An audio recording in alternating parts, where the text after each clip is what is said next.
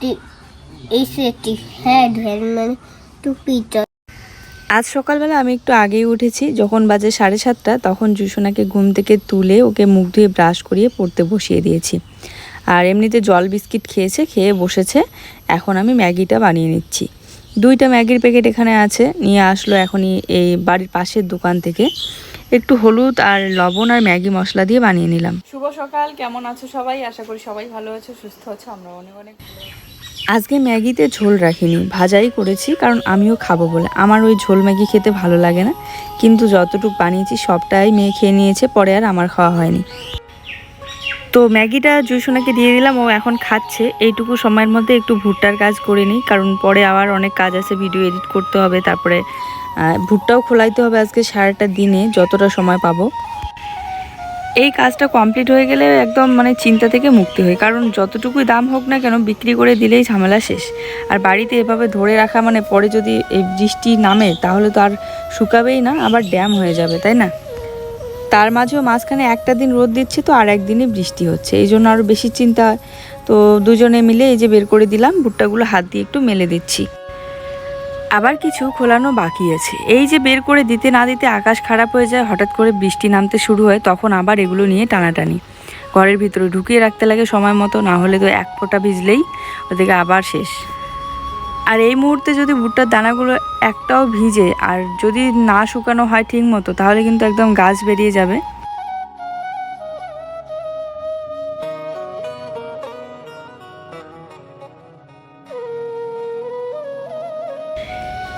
এই গরমে আর কি বলো, আমার তো খুব মাথা ব্যথা হয় একটুখানি রোদ পড়তে আর গরমে কাজকর্ম করতে, মাথা ব্যথাতে আর থাকতে পারি না। এইটা আমার একটা খুব বাজে অভ্যাস, একদমই ভালো লাগে না। বিশেষ করে তো গরমের দিনে কোথাও, এই জন্যই আমার যাওয়া আসা করতে ভালো লাগে না। জার্নি করলে আরও বেশি করে মাথা ব্যথা হয়, কারণ বাইরে খুব রোদ থাকে আর গরম পড়ে। হ্যাঁ, আমাদের এদিকে একদিন ঠান্ডা হচ্ছে তো আরেকদিন খুব গরম পড়তেছে। তবে অনেকেই কমেন্ট করে বলে যে কলকাতায় নাকি এতটা গরম।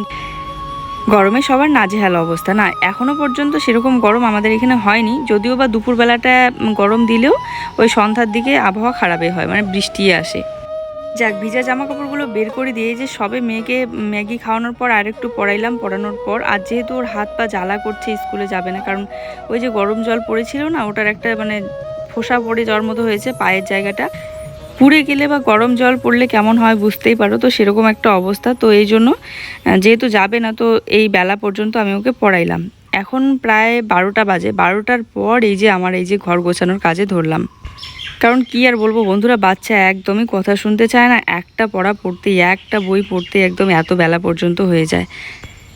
বিশেষ করে লিখতে এতটা টাইম লাগে। আর যেহেতু যাইনি, তো এরকম করে খেলেই বেড়াবে সারাটা দিন, এজন্য একটু বসিয়ে লেখাচ্ছিলাম, পড়াচ্ছিলাম।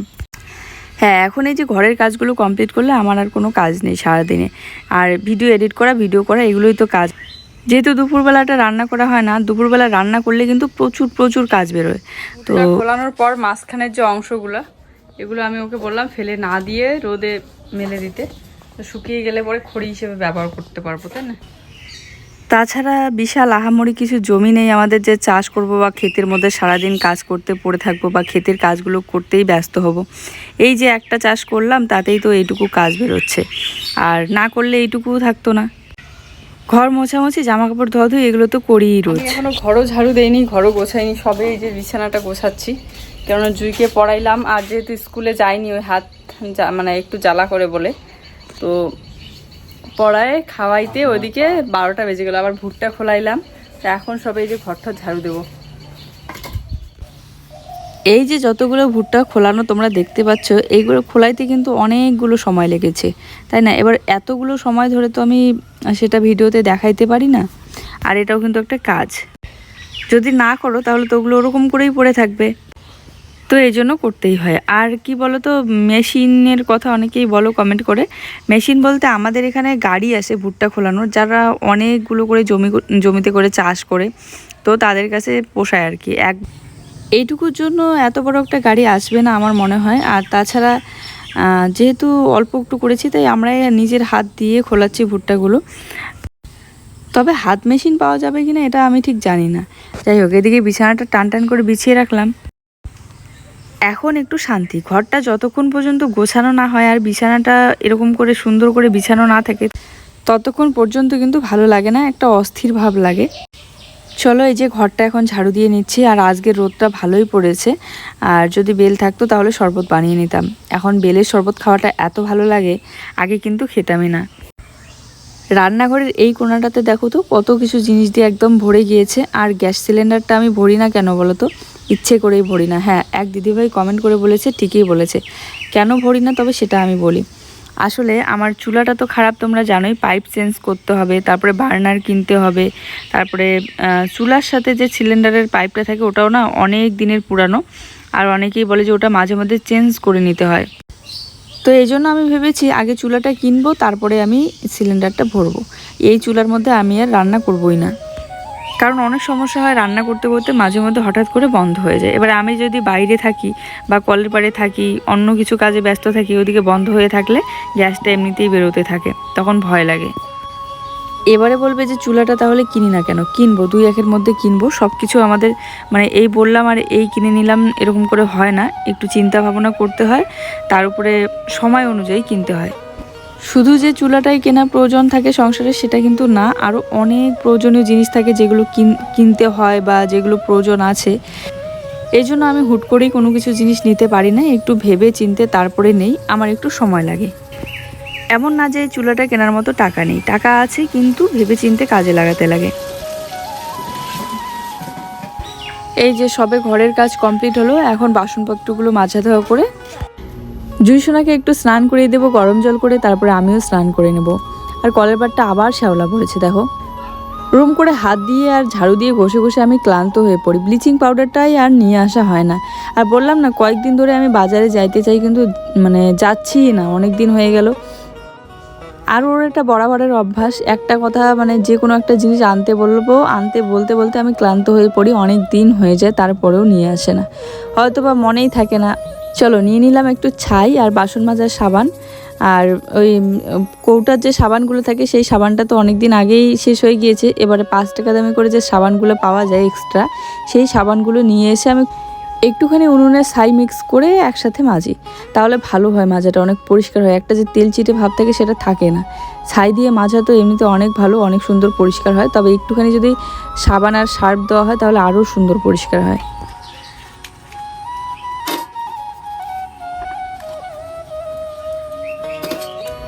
এখন যখনই ইচ্ছে হয়, যখনই বাসন নোংরা হয়, 1-2টা করে সারাদিনে মাজতেই থাকি। ওই সকালবেলাটাই জাস্ট একটু বেশি বাসন বেরোয় আর কি, আর সন্ধ্যাবেলার দিকটা। আর একটা জিনিস দেখবে, যদি তুমি রান্না করো দুপুরবেলার বা রাতের বেলার, কিন্তু তখন কিন্তু বাসনটা একটু বেশি পরিমাণে বেরোয়। এই যে রাতে করে প্রত্যেক দিন রান্না করি, এই জন্য সকালবেলা উঠে এতটা বাসন হয়। আর দুপুরবেলা যেহেতু রান্না করি না, তো এই জন্য বাসনও এতটা বেরোয় না বিকেলবেলার দিকটা।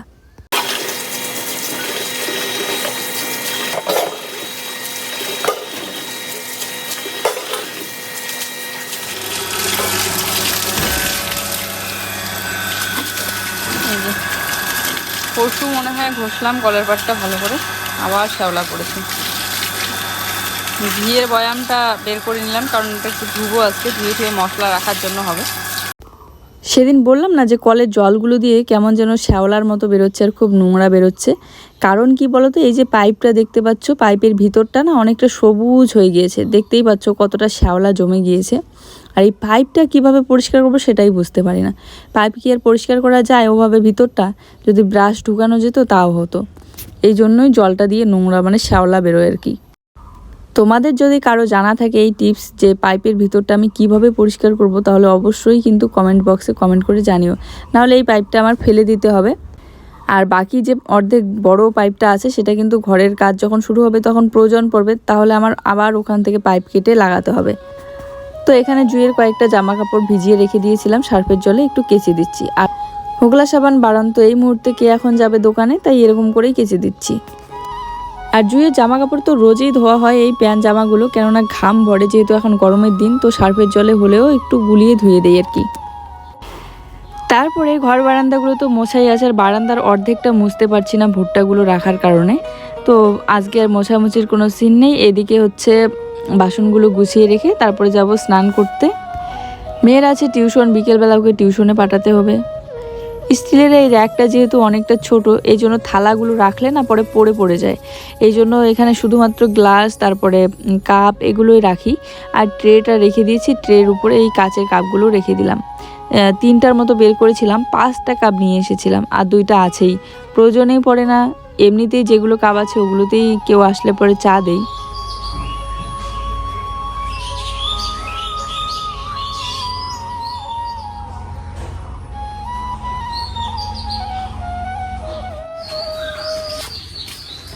তো আমার সমস্ত কাজ এই যে সবে কমপ্লিট হলো। আর স্নান করে এসে পূজাও দিয়ে নিলাম, নিয়ে এই যে এখন যাব পাতা তুলতে। কিসের পাতা বলো তো? আজকেও অনেকক্ষণ থেকে বলছে যে বড়া খাবে, তো ওই কি বলে গন্ধ পাতাগুলো তুলে নিয়ে আসবো। এখন কিন্তু আমাদের এখানেও চারা গাছ লাগিয়েছি, অনেক দিন হয়ে গেল, মোটামুটি 1 বছরের মতো হয়ে গেল। ওই বর্ষাকালে লাগিয়েছিলাম, তো এখন ভালোই হয়েছে পাতাগুলো। তো তুলে নিয়ে আসি। আর ও মুসুর ডাল নিয়ে এসেছে, বেসন নিয়ে এসেছে, বানাবো বলে। এদিকে আকাশটাও খারাপ, মনে হচ্ছে বৃষ্টি নামবে এখনই। ভুট্টাগুলো সব বের করে দেওয়া হয়েছে। দেখছো কি হয়েছে অবস্থা? তাড়াতাড়ি ভুট্টা ঢুকাইতেই হবে। প্রত্যেক দিন ভুট্টাগুলো বের করে দেওয়া হয়, আর আকাশের এই পরিস্থিতি হয়। রোদটাই ভালো মতো আসে না। দেখো খাওয়ার জন্য আসছে, নাই এখানে কিছুই নেই।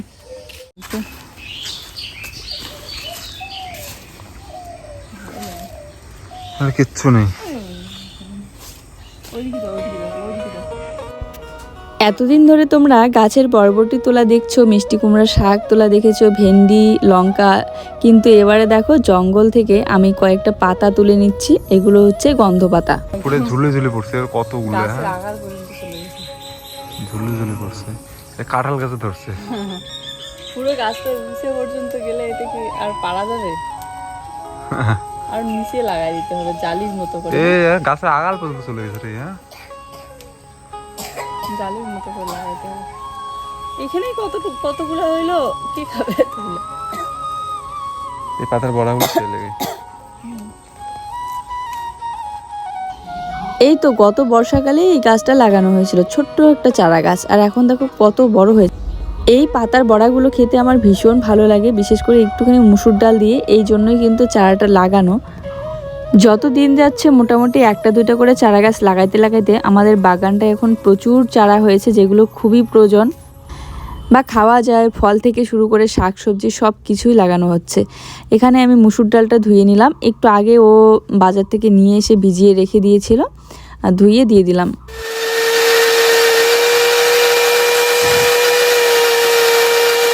তো এখানে এই যে আমি পাতাটা আর হচ্ছে মুসুর ডালটা একটুখানি ভিজিয়ে রেখে দিয়েছিলাম, ওই ডাল আর পাতাটা একসাথে মিক্সার মেশিনে ব্লেন্ড করে নিলাম।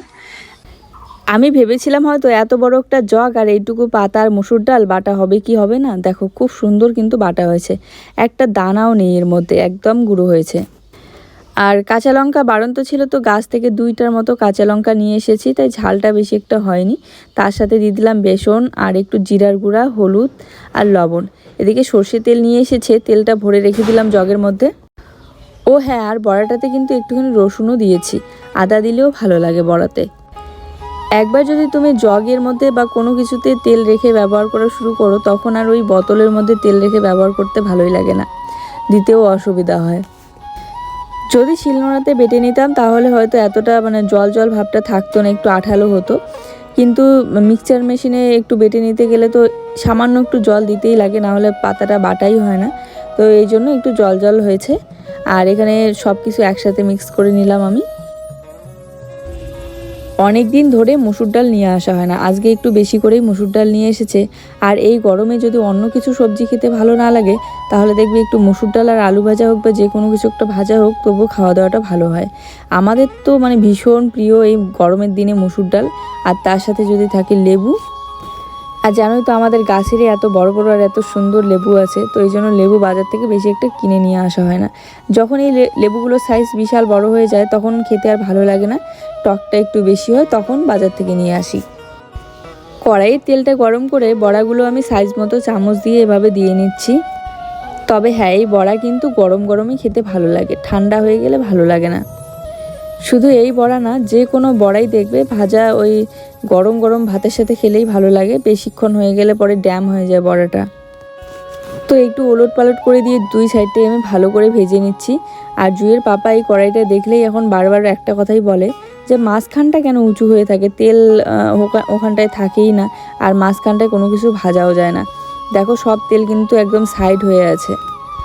আমিও জানি না এটা শুধুমাত্র আমাদের কড়াইটাতে হয় নাকি সবার এই ননস্টিকের কড়াইগুলোতে তাই হয়। দেখো এখানে অর্ধেক বড়া ভেজে নিয়েছি আর বাকিগুলো একটু একটু করে ভাজতেছি। আর এই বড়াগুলো দেখতে একটু কালো টাইপের হয় কিন্তু খেতে দারুণ লাগে। এখন বাজে প্রায় বেলা 4টা আর এদিকে মেয়ের টিউশনের সময়ও হয়ে এসেছে। ও এদিকে ভাত খেয়ে নিয়েছে একা হাতে, আর এখন ওকে একটু এগিয়ে দিয়ে আসি, তারপরে আর আমি খাওয়া দাওয়া করবো।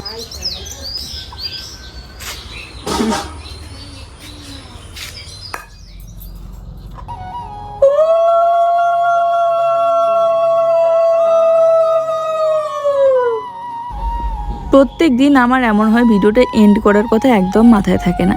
আর সন্ধ্যা দেওয়ার পর মেয়েকে ডেকে নিয়ে এসে টিউশন থেকে এসে খেলছিল, একটু হাত মুখ ধুয়ে ওকে বই নিয়ে বসিয়েছি, মানে খাওয়ায় ঠাওয়ায়।